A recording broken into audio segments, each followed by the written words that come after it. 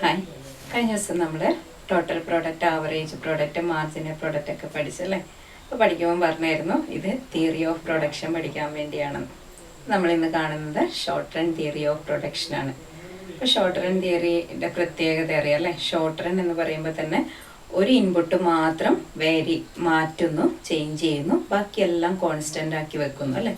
അപ്പം ഇങ്ങനെ ഈ ഒരെണ്ണം മാത്രം വേരി ചെയ്യുമ്പോൾ ബാക്കി എല്ലാ ഇൻപുട്ടുകളും കോൺസ്റ്റൻ്റ് ആക്കി വെച്ച് ഒരു ഇൻപുട്ടിന് മാത്രം മാറ്റം വരുത്തുമ്പോൾ ടോട്ടൽ പ്രോഡക്റ്റ് ആദ്യം വൻ നിരക്കിൽ വർദ്ധിക്കുകയും അതിനുശേഷം കുറഞ്ഞ നിരക്കിൽ വർദ്ധിക്കുകയും പിന്നീട് കുറയാൻ തുടങ്ങുകയും ചെയ്യുന്നു എന്ന് പറയുന്ന നിയമമാണ് short run law of variable proportion എന്നറിയപ്പെടുന്നത്. ഇതിന് മലയാളത്തിൽ വിഭേദകാനുപാത നിയമം എന്നാണ് പറയാം. അപ്പോൾ നമുക്ക് ക്ലാസ് കാണാം.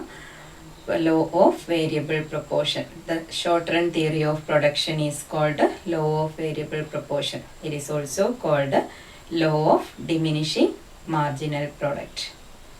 അപ്പോൾ the theory states that keeping all other factors or inputs as constant and changing one variable input, the total product initially increases at an increasing rate and then increases at a diminishing rate and finally starts declining.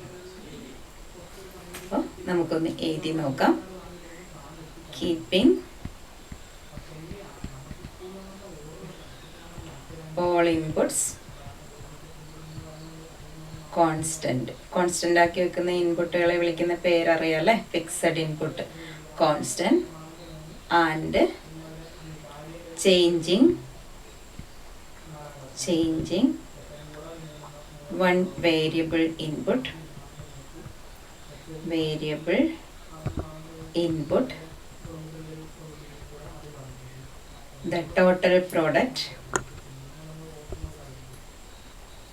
the total product initially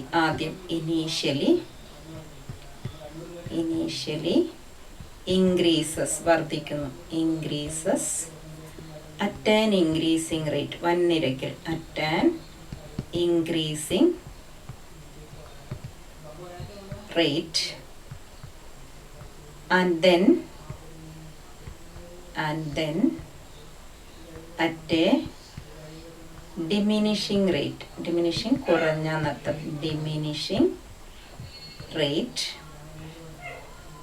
and finally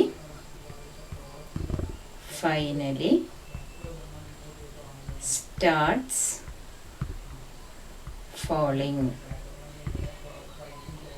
അതായത് എല്ലാ ഇൻപുട്ടുകളെയും സ്ഥിരമാക്കി വെച്ച് ഒരു വിഭേദക നിവേശത്തിൽ മാത്രം മാറ്റം വരുത്തിയാൽ മൊത്ത ഉൽപ്പന്നം ആദ്യം വൻ നിരക്കിൽ കൂടുകയും പിന്നീട് കുറഞ്ഞ നിരക്കിൽ കൂടുകയും അവസാനം കുറയാൻ തുടങ്ങുകയും ചെയ്യുന്നു എന്നതാണ് വിഭേദകാനുപാത നിയമം എന്നറിയപ്പെടുന്നത്.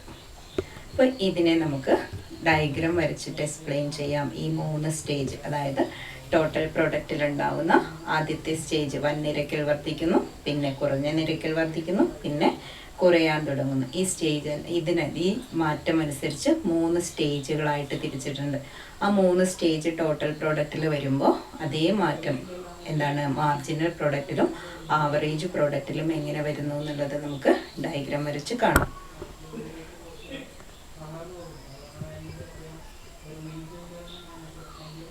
അപ്പോൾ ഡയഗ്രാം വരയ്ക്കാൻ ആദ്യം നമ്മൾ എക്സ് വൈ ആക്സിസുകൾ വരയ്ക്കണം അല്ലേ.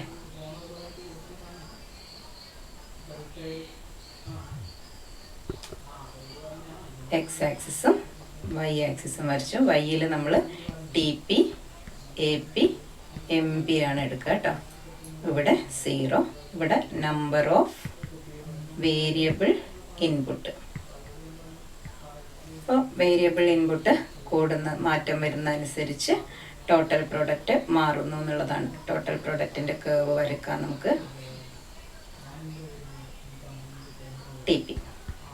അപ്പോൾ ഇത് നോക്കിയേ, ടി പിയിൽ ആദ്യം എന്താണ് വേഗം ഇൻക്രീസ് ചെയ്യുന്ന ഒരു സ്റ്റേജ് അല്ലേ, കുത്തനെ പോകുന്ന ഒരു സ്റ്റേജ് ഉണ്ട്. അപ്പോൾ ഇതാണ് ഫസ്റ്റ് സ്റ്റേജ് ആയിട്ട് നമ്മൾ മാർക്ക് ചെയ്യേണ്ടത്.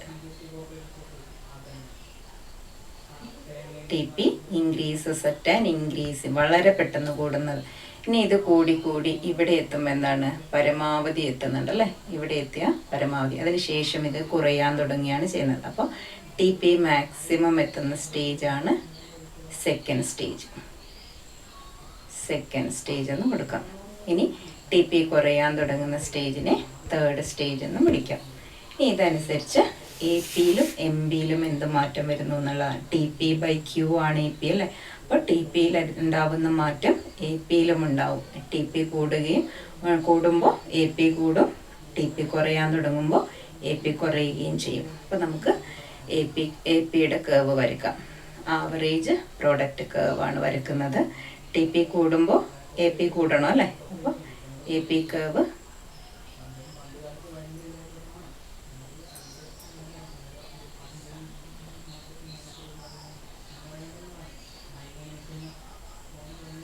ഇങ്ങനെ, അതായത് കുറഞ്ഞു വരുന്നു. ആദ്യം കൂടുന്നു, പിന്നെ കുറയാൻ തുടങ്ങുന്നു. ഇനി നമുക്ക് എം പി ആണ്. മാർജിനൽ പ്രോഡക്റ്റ് എന്ന് പറയുന്നത് അഡീഷൻ ടു ടോട്ടൽ പ്രോഡക്റ്റ് ആണ് അല്ലേ. അപ്പോൾ ടോട്ടൽ പ്രോഡക്റ്റിൽ ഉണ്ടാകുന്ന മാറ്റം ഏറ്റവും നന്നായി പ്രതിഫലിക്കുന്നത് മാർജിനൽ പ്രോഡക്റ്റിലാണ്. അപ്പോൾ നമുക്ക് മാർജിനൽ പ്രോഡക്റ്റിൻ്റെ കർവ് വരയ്ക്കാം. മാർജിനൽ പ്രോഡക്റ്റ് ഫസ്റ്റ് ഈ ആദ്യത്തെ സ്റ്റേജിൽ പെട്ടെന്ന് കൂടി മാക്സിമം എത്തുകയാണ് ചെയ്യുന്നത്. അപ്പോൾ എം പി മാക്സിമം എത്തുന്നു. അതിനുശേഷം അത് കുറയാൻ തുടങ്ങുകയാണ് ചെയ്യുന്നത്. കുറഞ്ഞ് ടി പി മാക്സിമം എത്തുന്നെടുക്കുക, എം പി 0 ആവും. പിന്നെ അത് ടി പി ഡിക്ലൈൻ ചെയ്യാൻ തുടങ്ങുമ്പോൾ എം പി നെഗറ്റീവ് ആകും. അപ്പോൾ 3 സ്റ്റേജുകൾ കണ്ടില്ലേ. അപ്പോൾ ഫസ്റ്റ് സ്റ്റേജിൽ നമുക്ക് നോക്കിയേ, ആദ്യത്തെ സ്റ്റേജിൽ 3 എണ്ണവും ഇൻക്രീസ് ചെയ്യുകയാണ് ചെയ്യുന്നത് അല്ലേ. അപ്പോൾ ഫസ്റ്റ് സ്റ്റേജിനെ നമ്മൾ വിളിക്കും ഇൻക്രീസിങ് ഫാക്ടർ. ഫസ്റ്റ് സ്റ്റേജിനെ ഇൻക്രീസിങ് റിട്ടേൺസ് ടു ഫാക്ടർ എന്നാണ് വിളിക്കുക. Increasing returns to factor. ഈ സ്റ്റേജിൻ്റെ പ്രത്യേകത എന്താണ്? ഈ സ്റ്റേജിൽ A P T P increases at increasing rate. AP എന്താണ്? AP also increases അല്ലേ, increases. ഇനി എം പിക്ക് എന്താണ് സംഭവിക്കുന്നത്? M P increases and reaches maximum.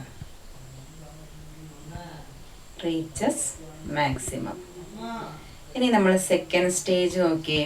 Second സ്റ്റേജിൽ കാണുന്നത് എന്താണ്? സെക്കൻഡ് സ്റ്റേജിൽ 3 എണ്ണവും ഡിക്ലൈൻ ചെയ്യണം അല്ലേ. എ പിയും T P increases at A diminishing rate, M P declines and reaches 0, A P maximum and declines ആണ്.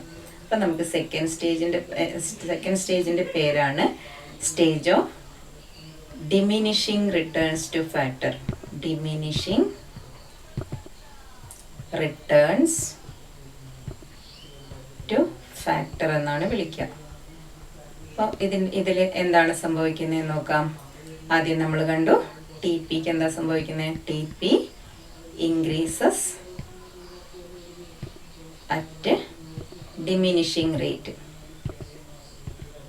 അതുകൊണ്ടാണ് ഇതിന് ഡിമിനിഷിംഗ്, കണ്ടില്ലേ, ഡിമിനിഷിംഗ് റേറ്റ്, കുറഞ്ഞ നിരക്കിൽ വർദ്ധിക്കുന്നു. എ പി എന്താ ചെയ്യുന്നത്? A P reaches maximum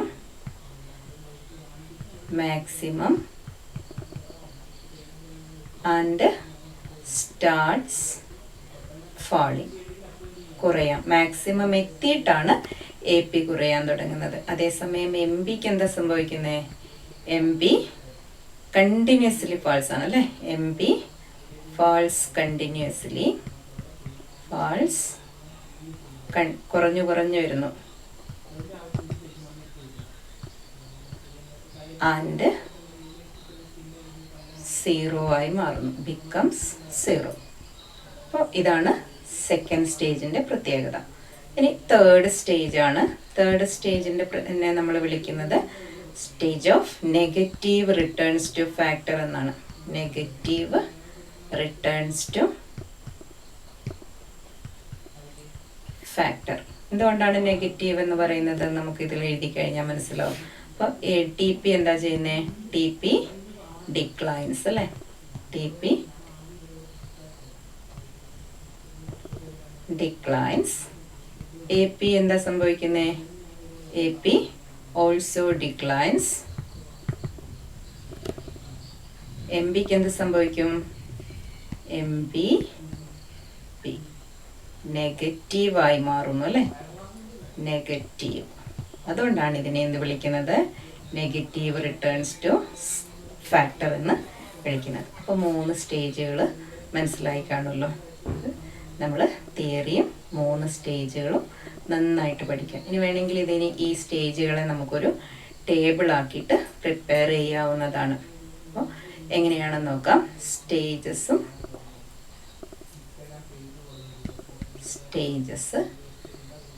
first stage, second stage, third stage എന്ന് കൊടുക്കാം.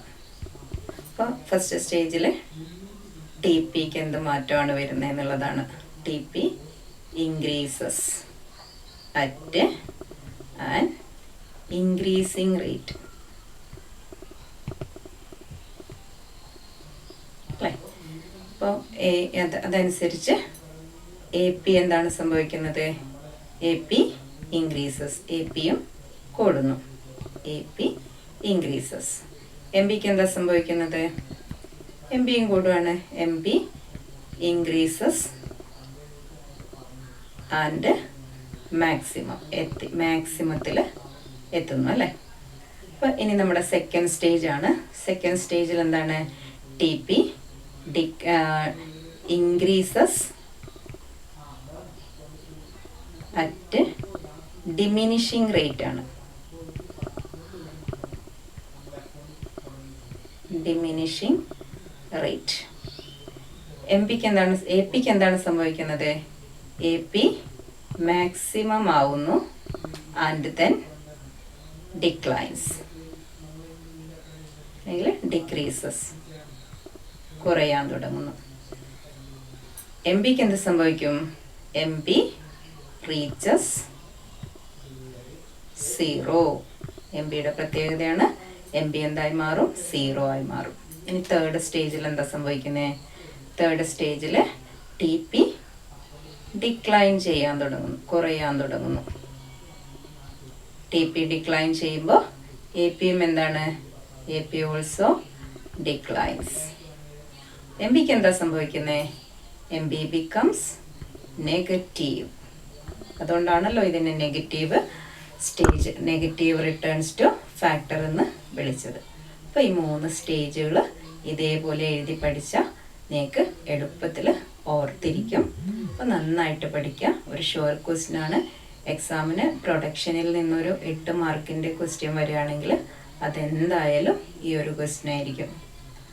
അപ്പോൾ പഠിക്കുമല്ലോ നന്നായിട്ട്. Thank you.